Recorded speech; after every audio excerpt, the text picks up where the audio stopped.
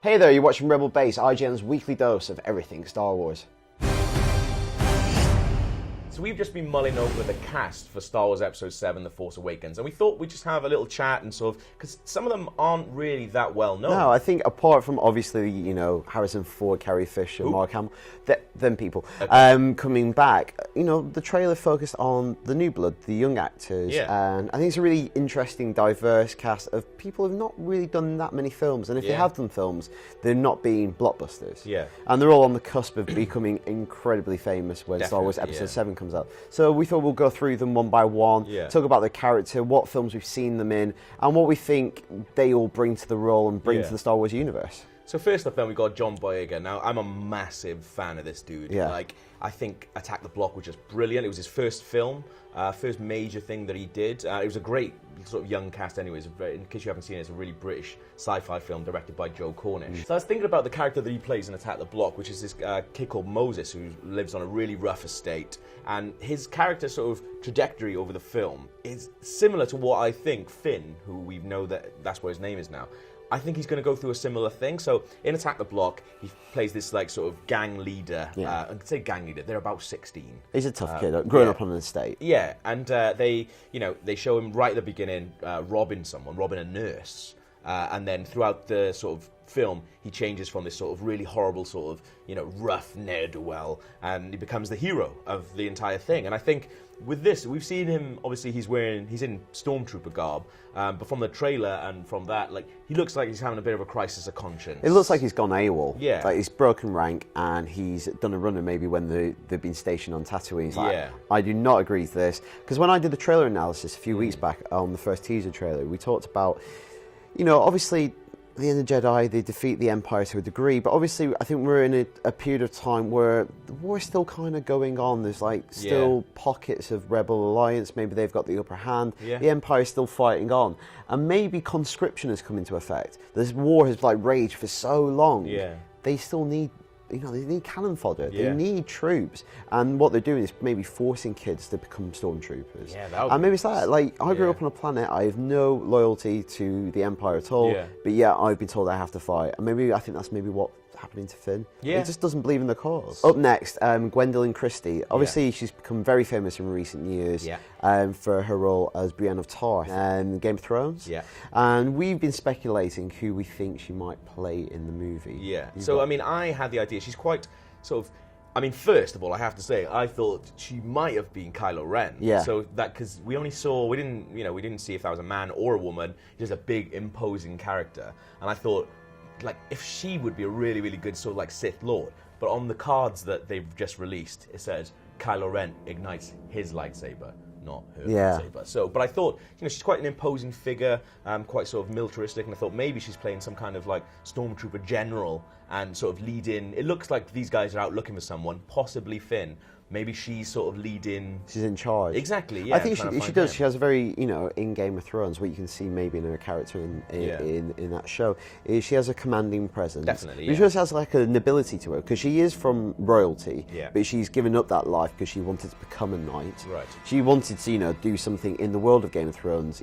No women really pick up swords and learn how to fight. It's kind of frowned on when Arya does it in the first series. That's not something for little girls. And she's, she wears armor well. She obviously is experienced in doing combat. Yeah. Swordplay. Obviously, stormtroopers traditionally use blasters, but maybe there are lightsabers out there that are used not just by Jedis. Yeah. Another person who we have seen is Rey.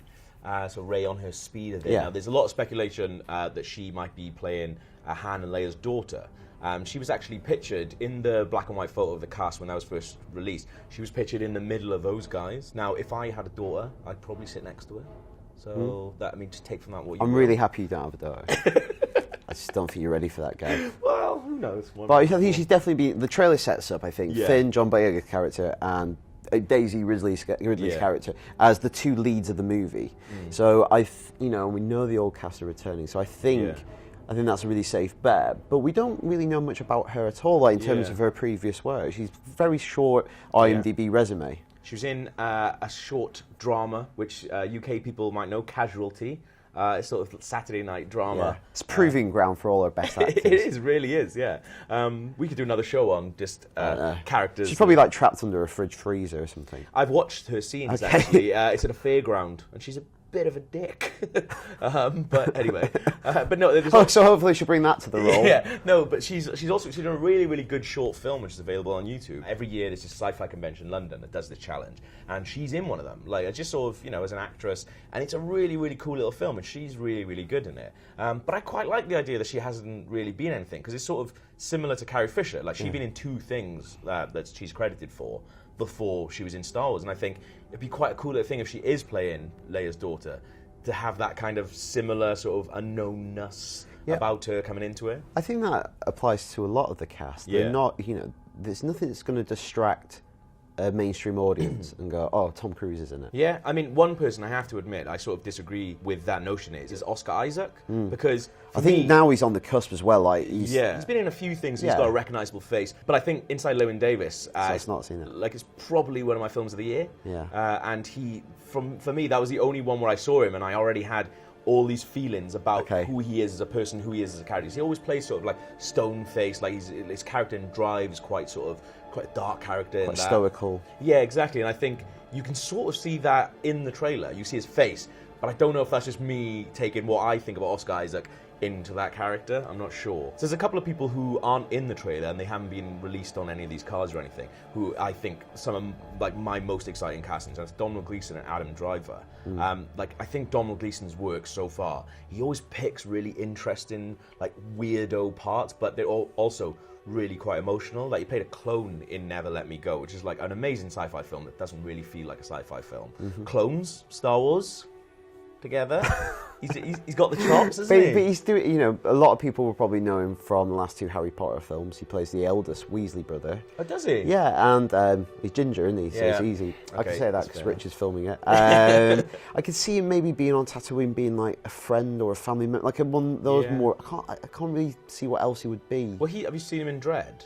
So he plays that really weird sort of hacker psychic thing that's quite sci-fi, because he's got like these giant eyes, and he's obviously on the drugs that they're taking and stuff. Like, he's quite an interesting character there. And he was also in a similar thing. He played the robot in the Black Mirror episode, where he has his all his memories and things uploaded, and he plays a robot version of himself, sort of thing. I don't know. He brings like a weirdness, I think, but also like a really emotionalness to it as well. But Adam Driver's the other guy. And now we're pretty much... We think he's Kylo Ren. Yeah. That's going around though. We're not the first to say that. Yes. But what is it about Adam Driver that you think, he brings to it? Because his work from Girls. Yeah, I mean, I don't know his work that well. I just know Girls, and I just think he's the best thing in that show. It's odd that Adam Driver is the best thing in a show called Girls, but he just plays such an interesting character, and like credit to like the writers and the directors of Girls, because they are brilliant. But I don't know how much of his character was actually on the page and how much he brings to it, but the way he delivers lines is so weird, and he's so cringy, but quite lovable at the same time. And you're not sure if he's the bad guy for a lot of it, or if you should hate him because he does all these weird stuff. But he's also a Marine as well. He joined the Marines after 9/11.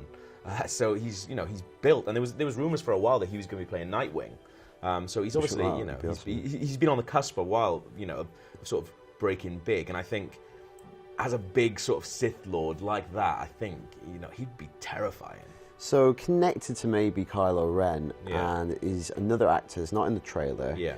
Well, he's not in the trailer. You can't see him in the trailer. He's Andy Serkis. Yeah. And for a while, we thought the voice in the trailer was maybe Benedict Cumberbatch. It does sound quite Cumberbatchy, but they have now said it is Andy Serkis. He says, Benedict Cumberbatch gets enough work, he doesn't need to take this away from me. So who is Serkis? What do we think Serkis brings? I think Serkis he's a great actor. Yeah. But usually when you say Andy Serkis, it implies one thing, which is kind of contrary to a lot of what J.J. Abrams and the producers of Star Wars Episode 7 have said. So what I said is performance capture, is CGI characters. He's famous for bringing Gollum to life, King Kong as well, both with Peter Jackson, and then more recently Caesar in Dawn of the Planet of the Apes. So he's the go-to guy. Yeah, he's done roles where he is recognisably Andy Serkis, but I'm wondering if in all of this, his character is a CGI character. Yeah. Well, I mean, the voice that he's putting on isn't an Andy Serkis voice. No. So you would assume it's quite Caesary when you listen to it. So you'd assume that maybe he is playing some kind of sort of creature, maybe. Yeah, and is he Kylo Ren's master, for instance? Yeah, that'd be really good. Be interesting. I think maybe one of the reasons we don't see him in the trailer is if it is a CGI or maybe a CGI augmented performance. Yeah. The effects work's probably not done on it. Yeah. That's my inference anyway. That's just speculation. That's not really based on that. So that's what we think of the new cast. And if you didn't know about them before, you're going to assume because they're in Star Wars, aren't they? So. It's going to be quite big, I hear. Yeah. So you can contact us anytime on Twitter or at the email address rebelbaseign.com. And until next week, for everything on Star Wars, stay right here on IGN.